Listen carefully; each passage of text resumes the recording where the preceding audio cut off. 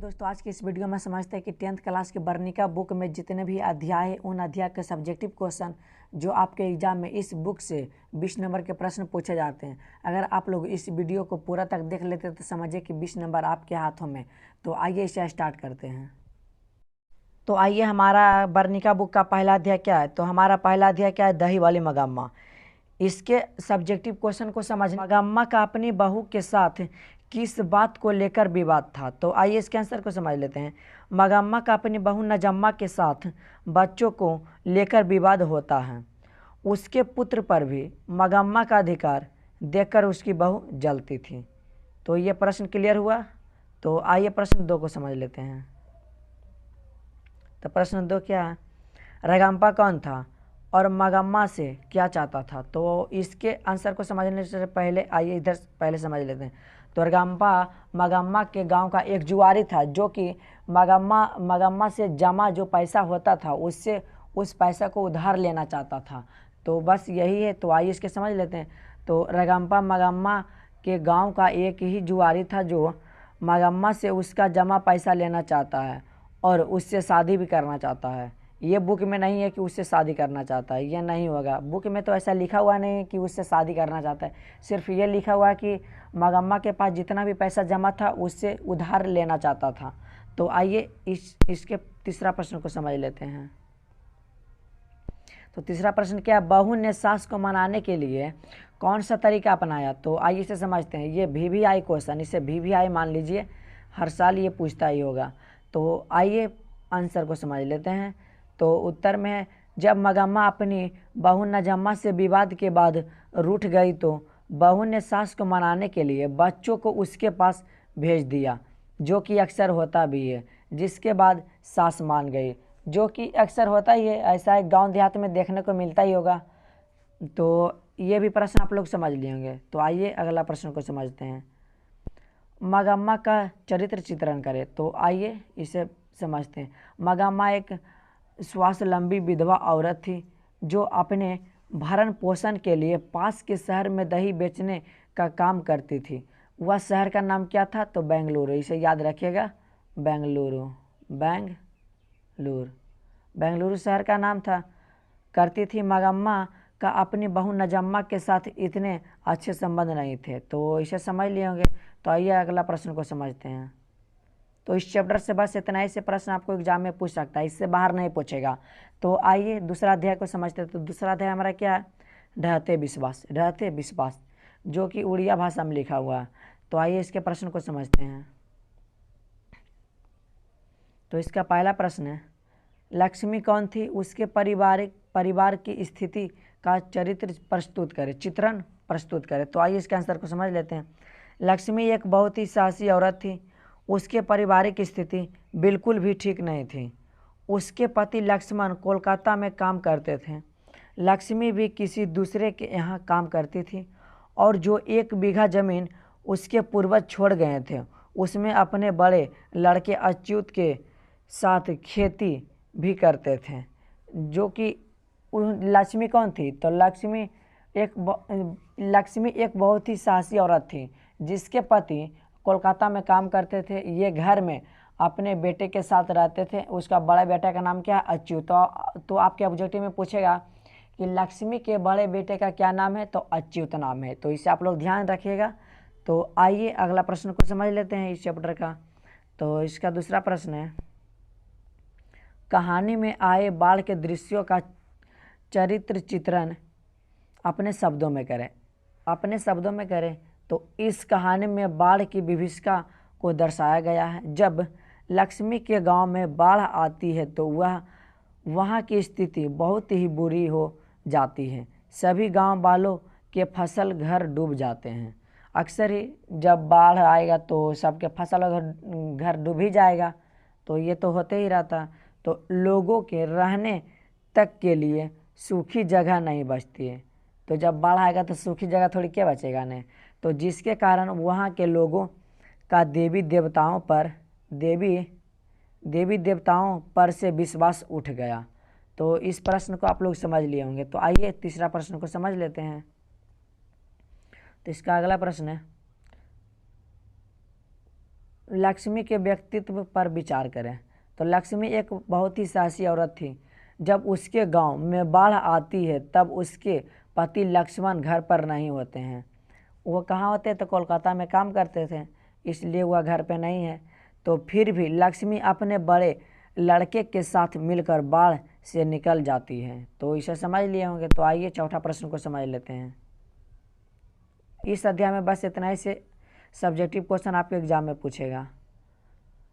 ढहते विश्वास, इस चैप्टर से बस तीन प्रश्न आपके एग्जाम में पूछेगा, इससे बाहर नहीं पूछेगा बस। तो तीसरा अध्याय हमारा क्या है? तीसरा अध्याय माँ। माँ है जो कि गुजराती भाषा में लिखा हुआ है। ठीक, माँ गुजराती भाषा में लिखा हुआ है। तो आइए इसके प्रश्न को समझ लेते हैं। पहला प्रश्न इसका है, मांगू के प्रति माँ और परिवार के अन्य सदस्यों के व्यवहार में जो फर्क था उसके अपने शब्दों में लिखें। तो अभी ये सब आपको समझ में नहीं आएगा, जब इसके कहानी को लास्ट में बताएंगे तो समझ में बहुत अच्छा से आएगा। तो आप लोग इसे पूरा ध्यान से समझिएगा। तो आइए इसका उत्तर को समझते हैं। माँ मांगू को जान से भी ज़्यादा प्यार करती थी। मांगू जो बचपन से गूंगी और पागल लड़की थी, जो कि अपने कुछ काम नहीं कर सकती है, न अपना खाना खा सकती, खुद से ना ही नहा सकती, कुछ भी आने के नहीं कर सकती, जो कि बचपने से गूंगी और पागल लड़की थी। तो वही है, माँ मांगू को जान से भी ज़्यादा प्यार करती थी। दुनिया की नज़रों में मांगू गूंगी और पागल जरूर थी, परंतु माँ के लिए एक समान संतान के जैसे थी। परिवार के लोग यानी मांगू के भाई भाभी और उसकी बहन मांगू को प्यार नहीं करती थी। वे चाहते थे कि मांगू को अस्पताल भेज दिया जाए। कौन चाहता था कि मांगू को अस्पताल भेज दिया जाए? तो उसके घर के अन्य परिवार यानी कि उसका भाई भाभी और उसकी बहन चाहती थी कि इसे अस्पताल भेज दिया जाए। तो आइए प्रश्न इसका अगला समझ लेते हैं। तो प्रश्न 2 को समझते हैं।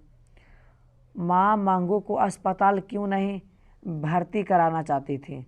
तो इसे पहले समझिए कि माँ मांगू को अस्पताल इसलिए नहीं भर्ती कराना चाहती थी क्योंकि माँ को लगती थी कि ये तो बचपने से गूंगी और पागल लड़की है और ये अपना काम खुद से नहीं करती है। अगर इसे हम अस्पताल भेज देते हैं तो इसका देखभाल कौन करेगा?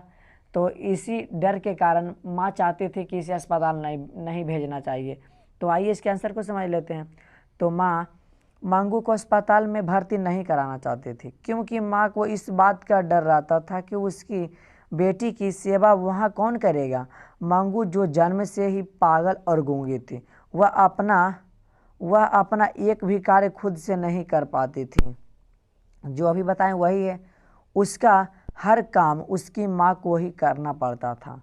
इसलिए उसकी माँ जो मांगू को अस्पताल भेजना नहीं चाहती। तो उससे डर था कि अगर अस्पताल भेजें तो उसका देखभाल वहाँ पे कौन करेगा, यहाँ पे है तो हम करते हैं, अगर अस्पताल भेज देंगे तो कौन करेगा देखभाल, इसीलिए वह अस्पताल भेजना नहीं चाहती है।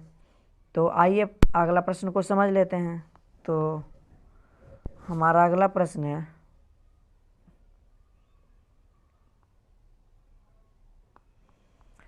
तो हमारा अगला प्रश्न बस इस अध्याय से बस 2 ही प्रश्न आपके एग्जाम में पूछ सकता है, इससे बाहर नहीं पूछेगा। ऐसा ही भी आप सभी तो नहीं बनाना है, सभी प्रश्न थोड़ी क्या बनाना होगा, आधा बनाना है उसमें।